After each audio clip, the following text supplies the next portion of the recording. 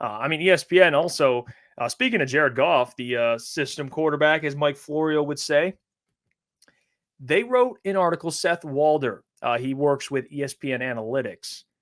And he wrote this article about offseason grades and where he has the Detroit Lions now post everything that's kind of transpired, right? And we've done this.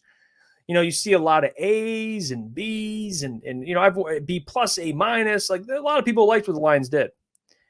Now, with ESPN having this article come out, just to give you an idea, they gave the Chicago Bears a B plus.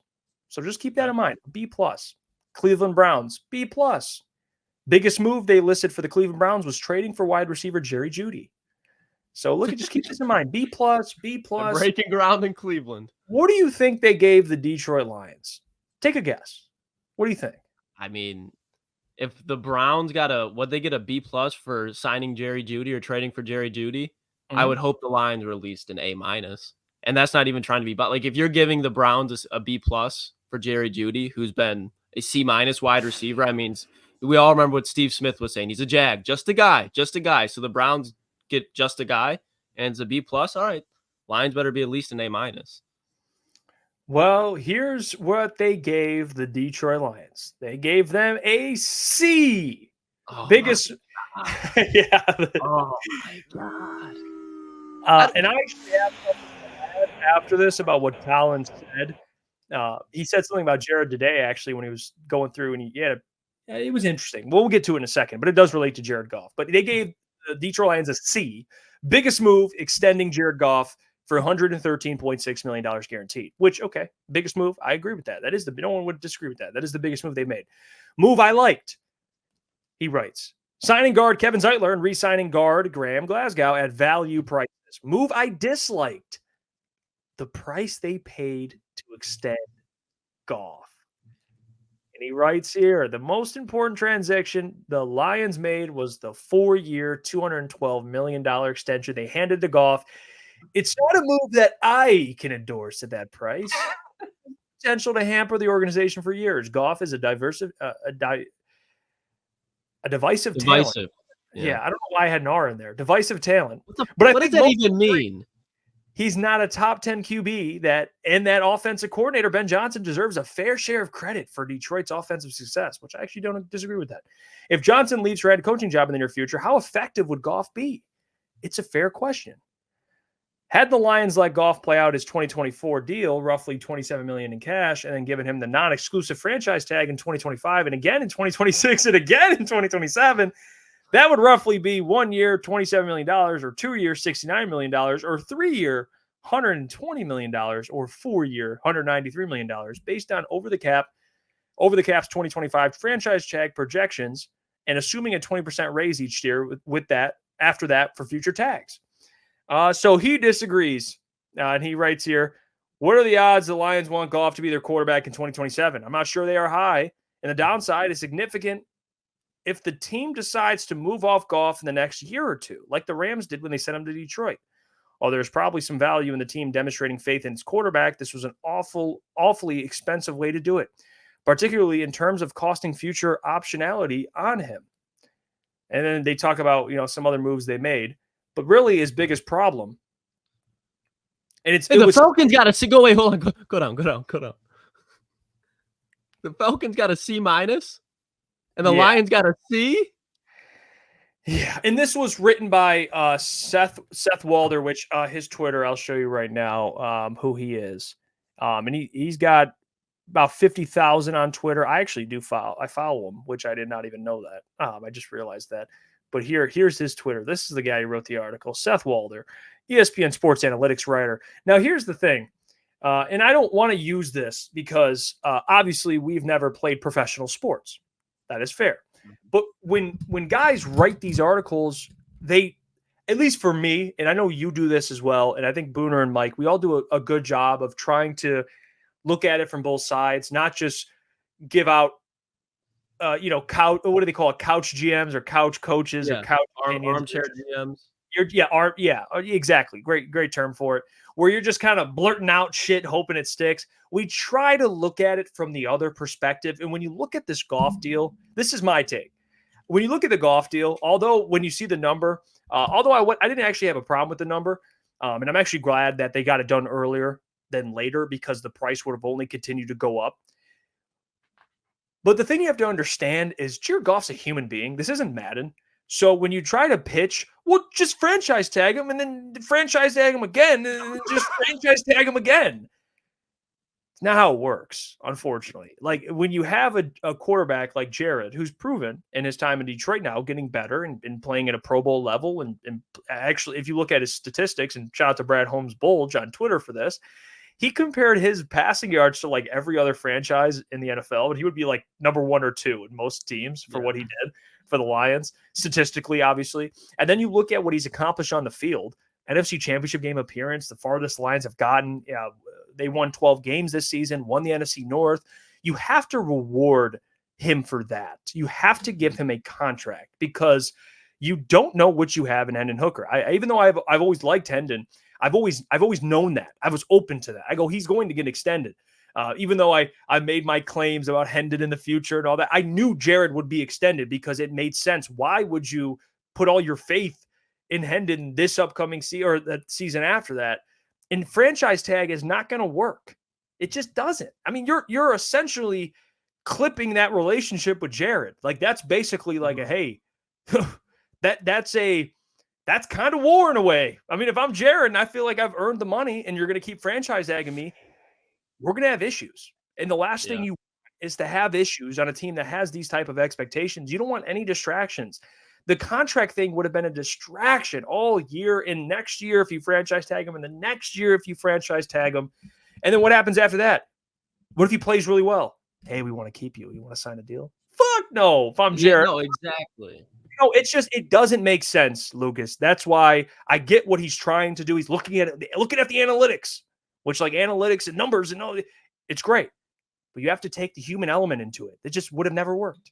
It wouldn't have. Yeah, not only that, but if you're judging this offseason, I think, okay, are we not going to talk about the draft? Are we not going to talk about Carlton Davis? Are we not going to talk about DJ Reader? But if you want to stick to Jared Goff and his contract, that's fine. Let's do it. Did you not just see what Trevor Lawrence got signed for? Do you not know what Dak Prescott and Tua Tagovailoa are about to get signed for? And I'm sorry, I think Tua's a very fine quarterback. He's but fine. I'm taking Jared Goff over Tua 10 days out of fucking 10. There's no way that Jared Goff, for the amount that he's getting paid, is blasphemous. I think you even agreed on this, Jeff. The part that we were pushing back for on the contract was not the salary, but more so the long-term contract of the deal, how many years it was, the 4 years. That's what we were kind of like, eh. But when you talk about Jared Goff, and I already spoke on this earlier, when you're an NFL franchise, you're especially talking about the quarterback position, knowing that Ben Johnson is going to leave. With Jared Goff, you have a player that knows who he is and knows who he isn't. You're not putting money into something that's just going to – you're putting into a project. You're putting money into a proven product that you know, regardless. I know when Ben Johnson wasn't here, the Lions weren't winning games, but it wasn't because Jared Goff wasn't playing well. It's because they lacked talent. If you really look at Jared Goff throwing to Tyrell Williams and Brashad Perriman, for given the situation that he was in, he wasn't playing that bad. And I'm not saying he's as good as he was now, but if Ben Johnson leaves, they have all this talent around Jared Goff, and he's still going to be playing at a high level because, again, he knows his identity. He knows what he's good at. He knows what he's not. He knows how to read NFL defenses and diagnose them better than I would probably say 90% of the league. I think Mahomes, those type of guys, they can read defense a little bit better. But Jared Goff, that's definitely a strength of his, and it doesn't matter how good your offensive coordinator is or isn't. If you're a smart NFL football player, that doesn't change regardless of your coach. No, and I get theoretically on paper when he's crunching numbers and he's like, well, doing the math here, it makes more sense to do this. Yes, I get what he was trying to do. Like, I understand that. It just doesn't make sense from a human element. Like that's bad business. That's not how you, if any quarterback was treated like that, playing at the level he's playing at, I would even be like, man, that franchise, are they sure they want to do that? I mean, it's easier to downgrade a quarterback than it is to upgrade. Now, even though again, I will refer because I'm going to keep bringing this up because I don't want to just act like I didn't like Hendon Hooker. I'm not going to do that. I'll stand in the front line and say I liked him, but at least I understood that too. Like there is a lot of risk in even Hendon Hooker. Like there's a lot of risk. And if you have a quarterback playing at what he played at a top, I think Jared in the NFL, if you take away numbers and just talk about who he is, I think you could argue he's top 10. I would put him at probably 10. Or 8, 9, 10, whatever. I think he's in that range. And if you add the numbers, it justifies that, at least how he's playing. So what are you going to get, a top 10? What are you going to go, top 5? And now you're talking about top 5 quarterbacks, Mahomes, Josh Allen, Justin Herbert, Joe Burrow, all these guys that are up in the top of the league. It's hard to get those guys. So when you have a guy like Jared who's fine and he's played at a high level, you can win with him. They showed that. They had a lead in the NFC Championship game. Like, yeah, you're going to pay that guy. You're going to give him money. It's just how it is. And it sends a great message to the locker room. That's what you want. And Jared Goff being extended, like compared to like when Matthew Stafford got extended, I was mad because you can see that Matthew Stafford, and I'm not blaming it all on him, but Matthew Stafford was not taking this team where it needed to be. So giving him another 5 years made no sense because you knew you were staying in the same spot. You were going to go we'll go 4-12, then you're going to go 8-8, you're going to go 11-5, and you're going to go back to 3-13. With Jared Goff, this future is only going to go up, in my opinion. I mean, look at his resume. When you talk about guys like Tua, I know he goes up against the Kansas City Chiefs in the wild card round, but that was like the weakest Kansas City Chiefs team you'll ever see. You go back just his playoff resume in general, in big games he chokes. And I think what impressed me the most about Jared Goff, especially this year, and Jared Goff in big moments, he made the plays that he needed to, and I would say that he gave this team confidence. This team completely trusts Jared Goff, so it's more than just, you're signing the quarterback. No, you're really keeping this culture alive. You're keeping this team connected, and you're keeping just the peace of mind in that whole locker room stable. And that's what really matters when you're talking about, you just lost an NFC Championship game. What's the next step to get back there? You can start off right where you left off. And that's, again, what a lot of these teams who make it super far in the playoffs and then don't make it back, they don't have that. Would you agree that with this statement, Trevor Lawrence has been paid, just got paid. He's paid on projection. He's paid on what he will be. Jared was paid on what he did.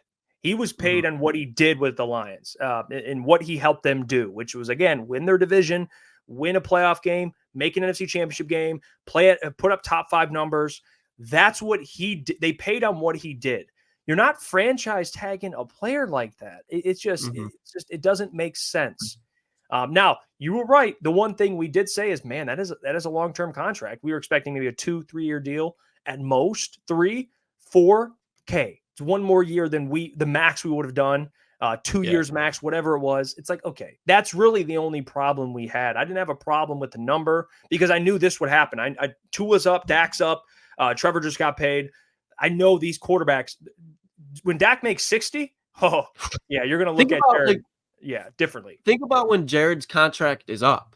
And we were laughing at $30 million this year. What do you think we're going to be laughing at $50 million? Because CJ Stroud's going to resign by then. Caleb Williams, he could be resigned. Probably not because Caleb's going to be at the end of his contract. But you get what I'm saying. There's going to be these young elite quarterbacks in the NFL right now, and they are going to get bags, absolute bags. You're going to be looking at Jared, and you're like, okay, yeah, we're in the exact same situation that we were before when we re-signed him. So I'm happy about it. Dakota says, hey, who's to say Ben Johnson has success without Goff? Goff is the perfect general for Ben Johnson's army. For the Ben Johnson army, one would say he's a perfect poor man's Matt Ryan. And I want to address that too, because I want to get to the Ben Johnson stuff because he said that in the article. Like, what will he be without Ben? And I think Ben Johnson is that good. He is the best offensive coordinator in the league. And I like Bobby Slowick of the Texans. I feel about Bobby Slowick, but Ben Johnson is the best. Besides the head coach. Obviously, head coach is Andy Reid, Kyle Shanahan, those guys. Strictly OCs. Strictly OCs, the best OC in the league. Obviously, that's going to help him. Like, that's where that conversation gets a little tricky because when he leaves, you're losing the best offensive coordinator in the league. But what I will say is you still have a very, very talented offense. You have Amon-Ra, who signed long-term, Sam Laporta, Jameer, David, this offensive line. Hopefully JMO can reach his potential. No matter who's the quarterback, you're getting worse without. Look at what Brian Daboll meant to Josh Allen. Let's not get that. And Josh Allen's incredible. He is. He throws a lot of picks, but he's a really good quarterback. And Booner would say he's his king. He's the greatest thing since sliced bread. But Brian Daboll meant a lot to him. And you saw when he left what happened to Josh Allen. Are you going to try and discount Josh Allen and say, well, he's maybe not that good? No, he's good. It's just that's what happens. Especially you saw that with Sean McDermott because he was a defensive-minded coach and Brian Daboll offensive-minded. And he had a good relationship. It's different. Dan's more offensive-minded. He's not Ben Johnson, but you at least have hope he can fill that void and find the next coordinator. We've seen, other coaches struggle to do that, notably Dan Quinn with Kyle Shanahan. After Kyle left, everything went to hell, and that was all she wrote. But that's a real problem. I mean, look at other quarterbacks in the league, and they especially guys like a Bobby Slowick for C.J. Stroud. Do you think C.J. Stroud's all of a sudden going to get it bad? No, but Bobby Slowick helps him. Yeah. I don't know if that's a bad thing to have a good offensive coordinator that helps your quarterback. If he leaves, that's not like this crazy thing to say. It's not controversial. It's just, he's a great offensive coordinator. It's going to hurt. Will Jared all of a sudden fall off a cliff? I don't think so.